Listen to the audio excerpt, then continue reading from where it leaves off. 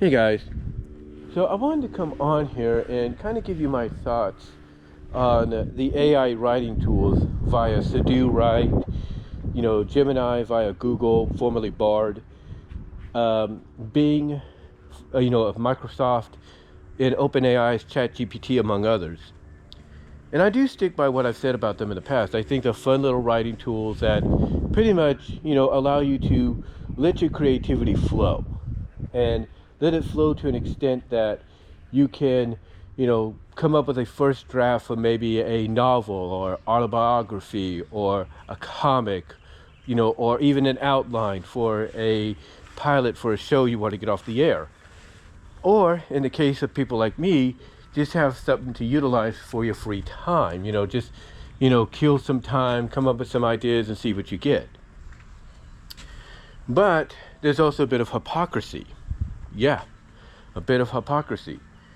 And what I mean by that is, when they were first promoted, and nobody can deny this not to be true, when they were first promoted, to an extent that basically they were just telling you, hey, you have creative freedom to come up with whatever you want to come up with, writing-wise and artistically, but mostly writing-wise. But here's the hypocrisy in all of that. Some of them do allow you to do that, but even they have limitations. For example, Sudowrite is the closest you can get, to being able to, on a very public, I guess you could say AI site, and software. Sudowrite is one of the closest ones out there that allows you to, create any kind of story you want to come up with.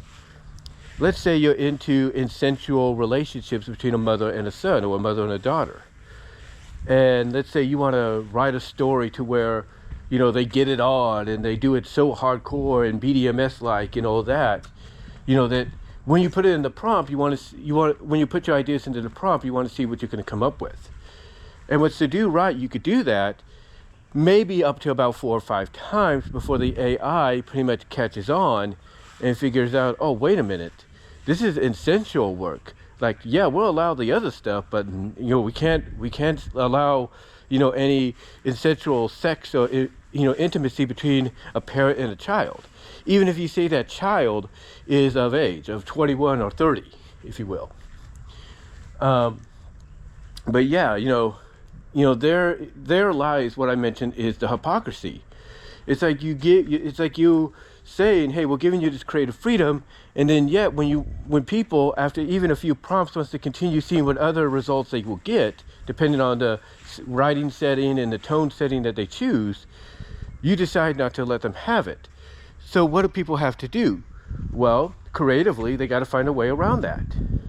And sometimes they find it by either putting motherly dash like or son or daughter dash like to kind of get around that.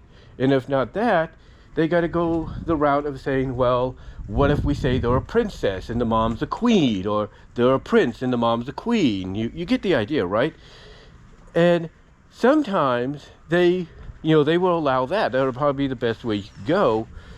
And I think the reason being is because the titles of royalty, queen and princess, don't necessarily relate to mother and daughter, or queen and prince don't necessarily relate to mother and son, because that could mean anyone. It can mean anyone with that status. And sometimes, surprisingly, because you might choose something like that, you'll get exactly what you're looking for, because it will understand that, but they can't do anything about it because you're not insinuating it is of, flesh and blood, of the same flesh and blood, if you know what I mean. But again, that's where the hypocrisy, comes in. It's like, you say one thing and yet, you're going against that.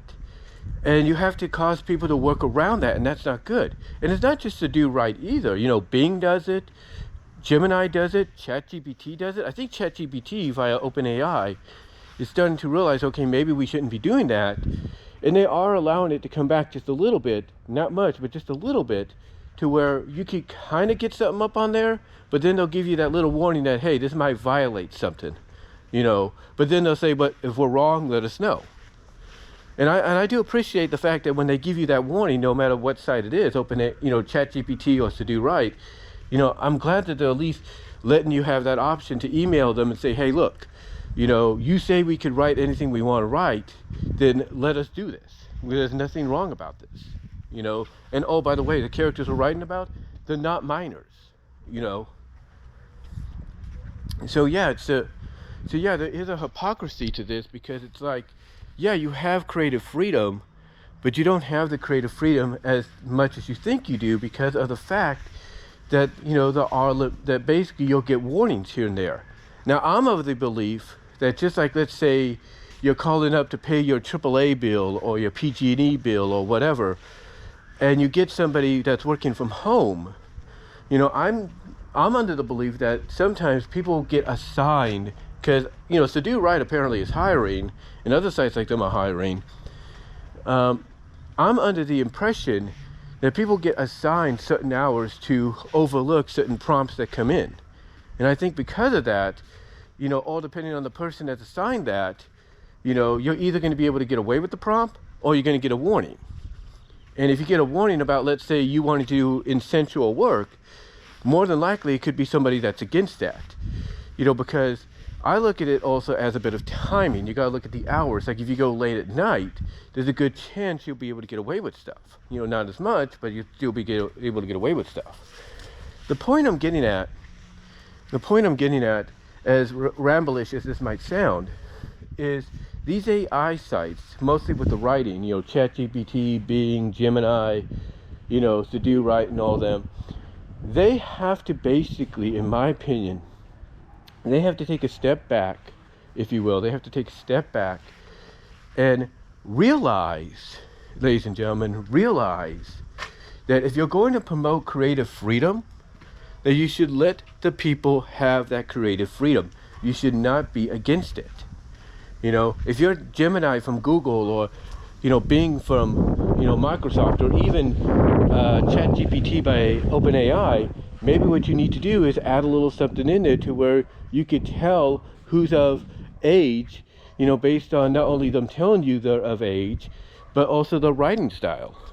And then by putting that all together, you could be like, okay, fine, go have fun, let loose. And I know people might say, well, that's not going to work, because anybody could pose as being this and that. And I understand that. I do. But I think, honestly, nowadays you have a lot of these outlets like Google and Microsoft that have created these parental guide, locks and everything, to where even if little eyes want to try to read or see something they shouldn't, they're not going to be able to. They're not going to be able to, because they won't know the key, or the key code, or the passcode, or the password, or whatever to get in. So to me, if I'm Microsoft and Google, and to an extent OpenAI, then I do that. I initialize something like that to allow that creative freedom that I promoted to be, more free flowing, without the worry of, certain age range, being on there that that shouldn't be, in my opinion. But yeah, I think what needs to be done at the end of the day is a lot of these AI, sites, Sudowrite, Google, Microsoft, OpenAI, they need to basically, get better and not be so restrictive. Basically promote what you say you're about, the creative freedom, and just,